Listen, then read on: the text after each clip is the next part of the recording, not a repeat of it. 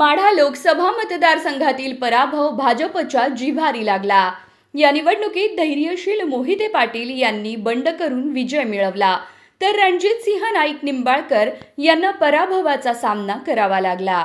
या पार्श्वभूमीवर मुख्यमंत्री देवेंद्र फडणवीस यांनी माढा पुन्हा ताब्यात घेण्यासाठी सोलापूरची जबाबदारी जयकुमार गोरे यांच्यावर सोपवली।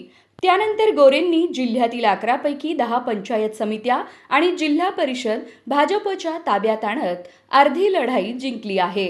राष्ट्रवादीचा बालेकिल्ला ढासळवत त्यांनी संघटनात्मक ताकद दाखवली। आता मिशन माढा हाती घेत त्यांनी पुढील रणनीती सुरू केल्याचं दिसून येत आहे।